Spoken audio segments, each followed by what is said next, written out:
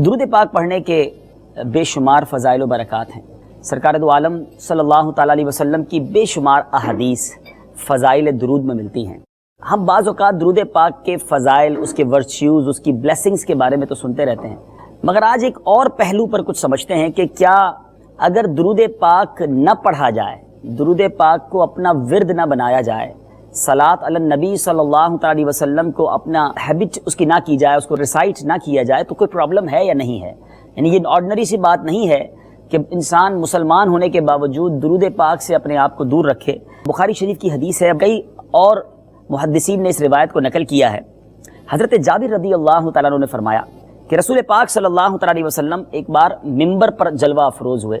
حدیث پاک کی میں سمری خلاصہ بیان کر رہا ہوں۔ پہلی سیڑھی پر جب رونق افروز ہوئے، فرسٹ اسٹیئر پر جب رسول پاک صلی اللہ علیہ وسلم اسٹینڈ اپ ہوئے تو آپ نے فرمایا آمین، ہی سیڈ آمین۔ جب سیکنڈ اسٹیئر پر ممبر کی چڑھے تو پھر فرمایا آمین۔ اسی طرح بالکل تیسری سیڑھی پر بھی، تیسرے اسٹیئر پر بھی پاؤں رکھ کر نبی پاک علیہ الصلوۃ والسلام نے فرمایا آمین۔ صحابہ کرام علیہم رضوان نے عرض کی، یا رسول اللہ صلی اللہ علیہ وسلم 3 بار آپ نے آمین فرمایا، یو سیڈ 3 times آمین، what is the reason behind this? اس کے پیچھے سبب کیا ہے؟ تو نبی پاک علیہ الصلوۃ والسلام نے فرمایا کہ جب میں پہلی سیڑھی پر چڑھا، when I stood on first stair، حضرت جبرائیل علیہ الصلوۃ والسلام came to me، حضرت جبرائیل حاضر ہوئے اور عرض کی بدبخت ہوا وہ شخص جس نے رمضان المبارک پایا اور وہ بخشا نہ گیا۔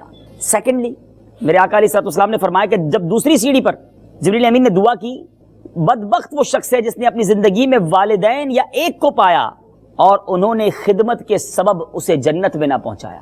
یعنی جو ہمارے پیرنٹس ہیں، جس کو زندگی میں پیرنٹس ملے مگر پیرنٹس کی خدمت کرنے کی برکت سے وہ جنت میں نہ پہنچ سکا، وہ بھی بدبخت ہے۔ ایک اور حدیث پاک ہے جس کا خلاصہ ہے، میرے آقا فرماتے ہیں پیرنٹس از یور جنہ اینڈ پیرنٹس از یور جہنم hell. What is the meaning behind this? کہ والدین ہی جنت ہیں، والدین ہی تیری دوزخ ہیں۔ اس کا مطلب یہ ہے کہ جس نے والدین کی خدمت کی وہ جنت میں چلا جائے گا، اور جس نے والدین کو ناراض کیا، پیرنٹس اس سے انہیپی رہے، وہی پیرنٹس اس کے لیے جہنم کا سبب بن جائیں گے۔ تیسری سیڑھی پر، تھرڈ اسٹیئر پر نبی پاک علیہ الصلوۃ والسلام نے جب آمین فرمایا، جبریل امین نے آ کر دعا کی، یا رسول اللہ صلی اللہ علیہ وسلم، بدبخت وہ شخص ہے جس کے پاس آپ کا ذکر پاک ہو اور اس نے آپ پر درود نہ پڑھا۔ میرے آقا فرماتے میں نے اس دعا پر، اس بات پر بھی آمین کہی ہے۔ Try to understand for these 3 supplication. یہ 3 دعائیں کرنے والا کون ہے؟ فرشتوں کا سردار جبریل امین۔ اور آمین کہنے والے کون ہیں؟ نبیوں کے سردار۔ دیر از نو ہیزیٹیشن، کوئی اس میں تذبذب نہیں ہے کہ یہ دعا اب قبول ہوگی کہ نہیں، یہ مقبول ترین دعا ہے۔ اب میں نے اور آپ نے سمجھنا ہے ان 3 چیزوں کے بارے میں، جن کے والدین موجود ہیں انہیں والدین کی خدمت کر کے جنت کو پانا ہے۔ جنہوں نے رمضان پایا، ہم نے کئی رمضان گزار دیے، مگر وی ہیو ٹو، ہم سب کو کسی بھی طرح ماہ رمضان کو اس طرح اسپینڈ کرنا چاہیے کہ اس میں گناہ نہیں، رب کی عبادت کرنی چاہیے دل و جان سے۔ رمضان میں بھی کچھ لوگ بزنس پلانز کر رہے ہوتے ہیں، رمضان میں بھی معاذ اللہ لوگ گناہ کر رہے ہوتے ہیں۔ ماہ رمضان یہ ماہ غفران ہے، یہ مغفرت کروانے آتا ہے۔ اب ہمارا کام ہے اس میں مغفرت کو گویا حاصل کرنا۔ تھرڈ تھنگ کہ جب نام نامی، اسم گرامی، the name of رسول اللہ صلی اللہ تعالی علیہ وسلم be heard، always try to make درود پاک، ہمیشہ جب بھی نبی پاک کا نام سنیں درود پاک پڑھیں، محبت کے ساتھ پڑھیں، اور اپنی عادت بنائے کہ صبح و شام ہماری زبان درود پاک سے تر رہا کرے۔ کہیں ایسا نہ ہو کہ یہ وہ کوتاہیاں ہیں جس کی وجہ سے دنیا اور آخرت برباد ہو جائے۔ اللہ تعالیٰ مجھے بھی اور آپ کو بھی نبی پاک علیہ الصلوۃ والسلام سے سچی محبت عطا فرمائے اور کثرت کے ساتھ، ایبنڈنس کے ساتھ درود پاک پڑھتے رہنے کی توفیق عطا فرمائے۔ آئیے محبت کے ساتھ درود پاک پڑھ لیجئے۔ صلو علی الحبیب صلی اللہ تعالی علی محمد صلی اللہ علیہ وسلم۔ کتنی سگنیفیکنٹ چیز ہے یہ، کتنا زبردست کام ہے، اور خوش نصیب ہوتے ہیں وہ لوگ کہ دنیا سے چلے جاتے ہیں مگر پیچھے ایسے لوگ چھوڑ جاتے ہیں، ایسے دوست، ایسی فیملی کہ جو مرنے کے بعد بھی انہیں اچھے ناموں سے بھی یاد کرتی ہے اور ان کے لیے ثواب کے تحفے بھیجتی ہے۔ رسول پاک صلی اللہ علیہ وسلم سیڈ کہ جب انسان کا انتقال ہوتا ہے، حدیث پاک کا خلاصہ ہے، اس کی بک آف ڈیڈ جو ہے، نامہ اعمال کٹ آف ہو جاتا ہے، ڈسکنٹینیو ہو جاتا ہے، ایکسپٹ 3 things۔ غور کیجئے، 3 باتوں کے علاوہ ساری اعمال book of deed close after the death. وہ 3 چیزیں کیا ہیں؟ نمبر 1 صدقہ جاریہ۔ میرے آقا فرماتے ہیں وہ شخص جو ایسا صدقہ کر جائے جو اس کے مرنے کے بعد بھی جاری رہے۔ خوش نصیب ہیں وہ لوگ جو مسجد بناتے ہیں، جو مدرسہ یا جامعہ ایسی چیز بنا دیتے ہیں جو کنٹینیو ریوارڈ ہے، جو مسلمانوں کے لیے پانی کا کنویں کا انتظام کر دیتے ہیں. تو تھنک اباؤٹ ایسا کام کرنا ہے جو کنٹینیو رہے, آپ قبر میں چلے جائیں اس کا ثواب پہنچتا رہے گا. سیکنڈ تھنگ, میرے آقا فرماتے ہیں وہ علم, وہ نالج جس سے فائدہ اٹھایا جائے, جس سے گین کیا جاتا رہے. اللہ سلامت رکھے علماء کو جو شاگرد اور کتابیں لکھ کر جاتے ہیں, اپنے اسٹوڈنٹس چھوڑ کے جاتے ہیں, کہ وہ جب تک پڑھتے رہیں گے, پڑھاتے رہیں گے, ان کی بکس پڑھی جاتی رہیں گی, ان کو قبر میں بھی ثواب کا تحفہ پہنچتا رہے گا. And the third one and is most important, ہم ایوری بڈی آف اس, ہم سب یہ کر سکتے ہیں, اور وہ کیا ہے؟ نیک اولاد جو اس کے حق میں دعائے خیر کرے. ہم سوچیں کہ میں اپنے لیے کیسی اولاد چھوڑ کے جا رہا ہوں, اور اولاد کا فائدہ کیسا ہے. حضرت عیسیٰ علیہ الصلوۃ والسلام ایک بار ایک قبر کے پاس سے گزرے. تفسیر کبیر میں یہ واقعہ لکھا ہے. جب ایک گریو کے پاس سے, he pass near about one grave, and what he watched, انہوں نے کیا دیکھا کہ قبر کے اندر عذاب ہو رہا ہے, پنشمنٹ آف گریو, اپنی آنکھوں سے دیکھا. آفٹر سم وائل, کچھ دنوں کے بعد پھر گزرے اسی گریو کے پاس سے, اب دیکھا اس گریو پر نور کی برسات ہو رہی ہے, عذاب اٹھ گیا, پنشمنٹ از گون, اور وہ بندہ بڑا ریلیکس ہے, اور اس پر انوار و تجلیات کی بارش ہو رہی ہے. اللہ کی بارگاہ میں عرض کی, مولا before few days there is a punishment and now nothing happen, سب چیزیں کلیئر ہیں, مسئلہ کیا ہے؟ What is the story behind this؟ جواب کیا آیا؟ فرمایا اے عیسیٰ, when he passed away he was a big sinner, یہ بہت بڑا گناہگار تھا جس کی وجہ سے اس کو قبر میں پنشمنٹ دی جا رہی تھی. But when he passed away, اس نے اپنی بیوی کو پریگننٹ چھوڑا تھا, حاملہ تھی اس کی بیوی جو ہے. مرنے کے بعد, اس کے مرنے کے بعد اس کے یہاں بیٹا پیدا ہوا. اب بیٹا بڑا ہوا, اتنا بڑا ہوا کہ اس کی وائف نے اس بچے کو مدرسے میں بھیجا, اور قاری صاحب نے جب اسے پڑھایا بسم اللہ الرحمن الرحیم, فرمایا اے عیسیٰ مجھے حیا آئی کہ جس کا بیٹا, جس کا سن آن ارتھ, زمین کے اوپر مجھے رحمان اور رحیم کے نام سے پکار رہا ہے, میں اس کے والد کو زمین کے اندر, انڈر دا ارتھ, اس کو وہاں پنشمنٹ دوں. اس کے بیٹے کے رحمان اور رحیم پکارنے کی برکت سے والد کے عذاب کو میں نے دور کر دیا. That is the benefits of good investment, good teachings. خدا را یہ میں نے اور آپ نے سوچنا ہے. آج ہمیں بڑی خوشی ہوتی ہے کہ ہمارا بیٹا انجینئر بن جائے, ڈاکٹر بن جائے, کوئی بڑی ڈگری حاصل کر لے, کمپیوٹر میں ماسٹرز کر لے, لیکن کیا ہم نے کبھی یہ سوچا کہ ہم اپنے بچے کی شرعی لحاظ سے کیا تربیت کر رہے ہیں؟ میں ویسے ایک چھوٹا سا ایگزامینیشن کے طور پر آپ کو بتانا چاہتا ہوں. آج جب آپ رات کو گھر جائیں تو ایک چھوٹا سا گھر میں ٹیسٹ لیجئے گا. بہت سارے بچوں نے MCQs فل کیے ہوں گے, بہت سارے پیپرز کیے ہوں گے. ایک چھوٹا سا ڈیمونسٹریشن کیجئے گا ساری فیملی کو بٹھا کر, اور سب کے ہاتھ میں ایک ایک چھوٹی سی کاپی اور پین دے دیجئے گا, اور ان کو کہیے گا ایسا کریں کہ فرسٹ پیج پر آپ کو جتنے بھی فلم ایکٹرز کے نام پتہ ہیں ذرا لکھیے.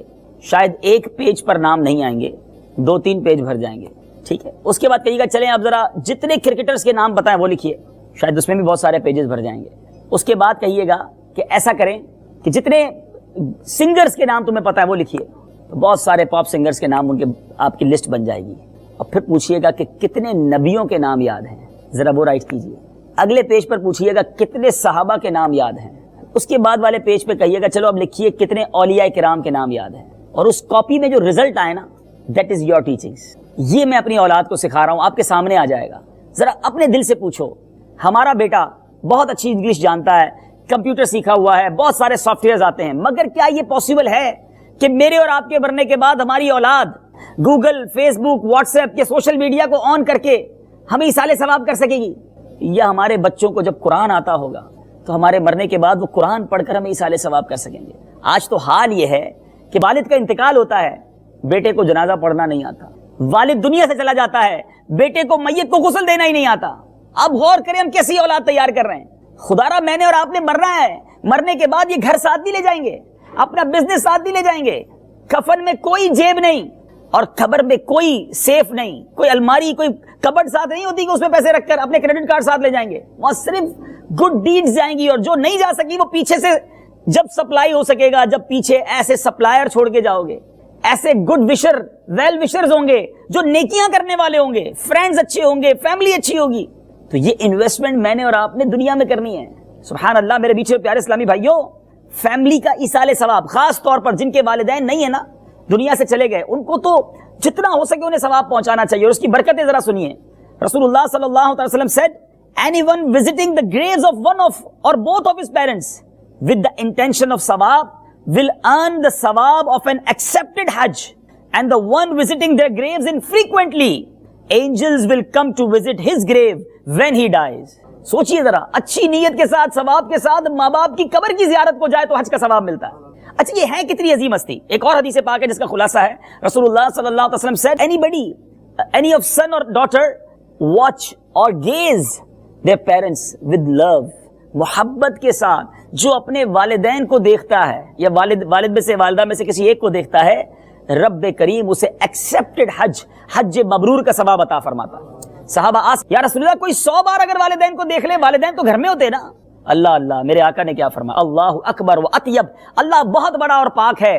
گویا کوئی 100 بار گھر روزانہ اپنے والدین کو دیکھے، محبت سے دیکھے، اللہ تعالیٰ 100 حج کا ثواب عطا فرماتا ہے۔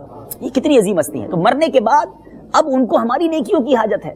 سبحان اللہ، رسول اللہ صلی اللہ علیہ وسلم said the one who performs Hajj on behalf of his father or mother, Hajj would get offered on their behalf and he himself will gain ثواب of 10 Hajj۔ جو کوئی شخص والدین یا والدین میں کسی ایک کے لیے نفلی حج ان کی نیت سے کرتا ہے، ان کی طرف سے بھی حج ادا ہو جائے گا، حج ادا کرنے والے کو بھی 10 حج کا ثواب ملے گا۔ کتنی عظیم نعمت ہے یہ سال ثواب۔